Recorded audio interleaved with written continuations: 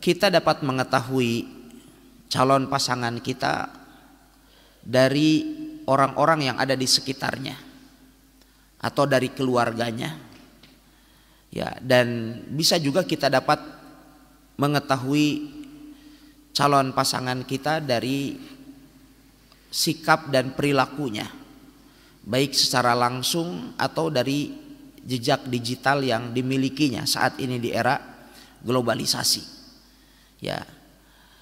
Dan oleh sebab itu Nabi SAW beliau bersabda, al-mar'u ala dini khalilihi, ya, seseorang itu dapat diketahui dari agama temannya. Maka kita lihat, kalau seandainya ternyata jarak yang berjauhan saat ini bukanlah sesuatu yang sulit untuk mengetahui tentang kepribadian dan akhlak seseorang. Kita lihat akun jejaring sosialnya apabila dia memiliki misalkan, maka kita lihat daftar teman yang dimilikinya. Ya, apakah mereka ini adalah orang-orang yang baik? Bagaimana dengan postingan-postingan mereka? Bagaimana dengan status-status mereka? Atau dapat kita lihat dari status yang bersangkutan. Ya, kita dapat tanyakan kepadanya siapa orang-orang yang dikenal, ya, di yang dia kenal di kampung halamannya, atau kegiatan-kegiatan dan aktivitas-aktivitas apa yang biasa dia ikuti. Ya, apabila kita sebutkan sejumlah orang terkemuka atau orang-orang yang baik dan soleh di daerah tersebut, ya, jangan lebih dari 10 orang lah. Ya, kalau seandainya dia tahu, ya, maka berarti dia pada umumnya adalah memiliki hubungan emosional dan kedekatan, hubungan dengan orang-orang yang soleh itu. Kalau seandainya tidak, maka kita perlu mempertimbangkan kembali. Jadi biasanya di setiap daerah itu kita ketahui ada ikon-ikon, ya, orang-orang yang misalnya aktif di dalam ibadah kepada Allah, atau dalam lebih tepatnya adalah aktif dalam dakwah di jalan Allah Subhanahu wa taala. Kita sebutkan saja, biasanya kurang dari 5 itu kita sudah nyambung.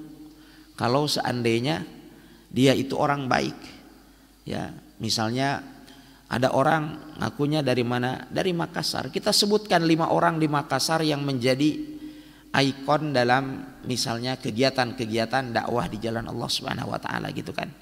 Ketika dia katakan, "Oh ya, saya tahu itu, saya biasa ikut kajiannya." Oh, ya. Berarti kita sudah tahu kalau orang ini aktif dalam kajian, gitu kan. Jadi kita bisa mendeteksi akhlaknya, sifat-sifatnya dari teman-temannya. Dan tentu semestinya untuk memilih pasangan kita harus sangat selektif, karena hubungan suami istri itu adalah bukan hubungan sesaat, sehari 2 hari, tetapi untuk masa yang cukup panjang. Dan salah satu ibadah yang dilaksanakan oleh seorang muslim dalam waktu yang cukup panjang adalah pernikahan. Ya, oleh sebab itu Nabi SAW memerintahkan kita benar-benar untuk selektif di dalam memilih pasangan hidup. Kalau seandainya saja Nabi SAW beliau bersabda, "Unzuru fa inna fi a'yunil ansari syai'." Lakukanlah nazar, lihatlah secara langsung wanita yang hendak engkau nikahi itu, karena pada mata orang Ansor itu ada sesuatu, maksudnya matanya agak sipit. Ya, kalau seandainya saja itu dalam urusan fisik, di mana Nabi SAW memerintahkan kita untuk selektif, apalagi kemudian dalam masalah akhlak dan agamanya, maka tentu kita harus lebih selektif. Dan kita pun bisa mengenali seseorang terkadang dari namanya, ya, bisa mengenali seseorang dari namanya. Walaupun ini adalah di negeri kita bisa saja kurang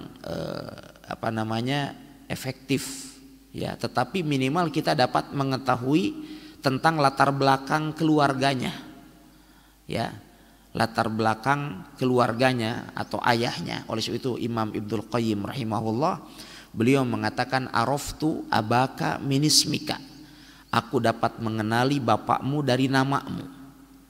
Ya, apabila misalnya ada seorang anak, ya tiba-tiba ketika kita tanya siapa namamu dek, dia katakan misalnya Ronaldo begitu kan, oh pasti bapaknya suka sepak bola itu. Ya nggak mungkin bapaknya Ustadz anaknya dikasih nama Ronaldo. Ya siapa namamu? Ya Michael Jackson misalnya gitu kan. Wah ini bapaknya pasti suka musik gitu. Ya jadi oleh sebab itu Ibnu Qayyim mengatakan araftu abaka minismika, atau minimal kita bisa mengetahui ini bapaknya minimal punya semangat agama. Dilihat dari segi namanya. Siapa namamu? Dibilang Muhammad. Wah berarti bapaknya ini sudah memiliki semangat untuk bersuri toladan kepada Nabi SAW sehingga menamakan anaknya dengan Muhammad. Walau terkadang sebagian masyarakat kita menamakan anaknya asal-asalan saja. Ya, pernah kita dapatkan ada satu orang, ya seorang ikhwah mendaftar jadi santri. Siapa namanya? Mujrimin. Astagfirullahaladzim. Ya mujrimin itu artinya para penjahat.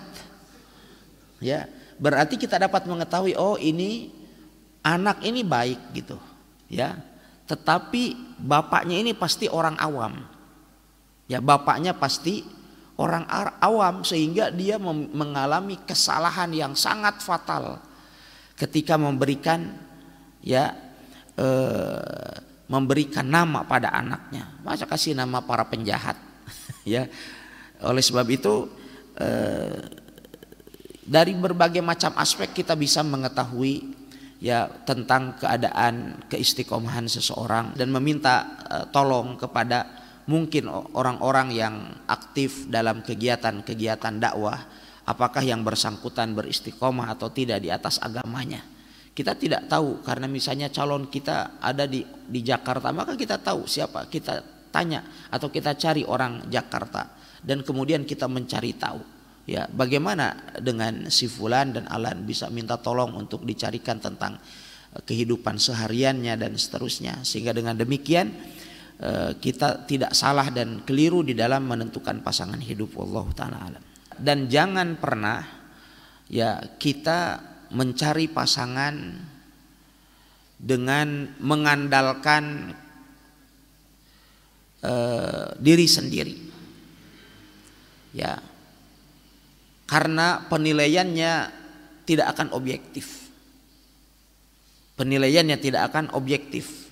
Apalagi kalau kita sudah senang sama orang itu, sudah ngelihat misalnya wajahnya tampan atau cantik, kita sudah senang duluan, apapun yang dilakukannya, apapun yang muncul dari orang itu, pasti kita tidak akan objektif di dalam melakukan penilaiannya. Maka oleh sebab itu Nabi SAW apabila hendak melamar seorang akhwat, Rasulullah SAW itu mengirim utusan, ya mengirim orang kepercayaan untuk melihat secara langsung bagaimana kondisi yang bersangkutan. Ya kesalahan banyak dilakukan terkadang oleh para netizen gitu, mencari pasangan hidup lewat jejaring sosial misalkan. Ya padahal belum tentu. Ya belum tentu foto profil yang dipasang itu foto yang bersangkutan.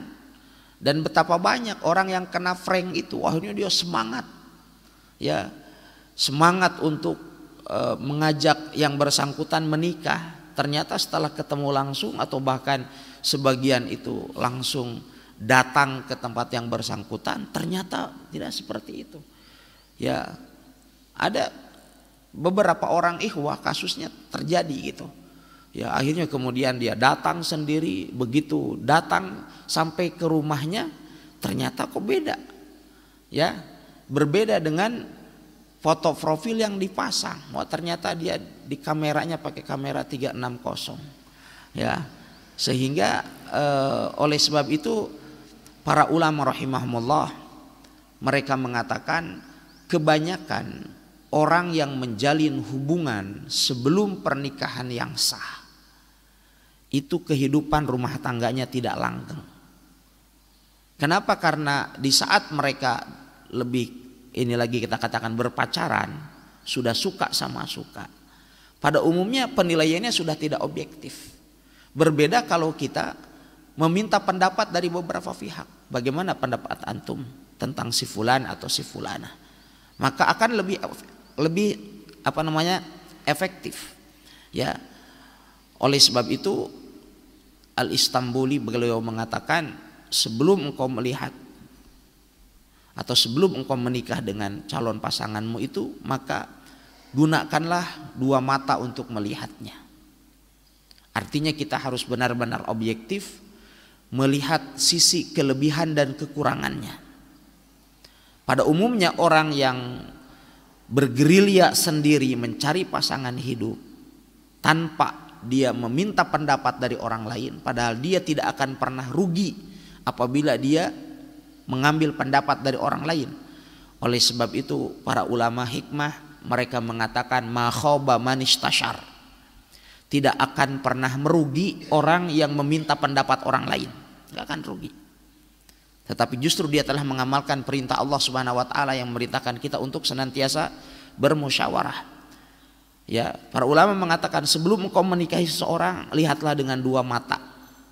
Tapi setelah engkau nikahi dia, maka lihatlah dia dengan satu mata.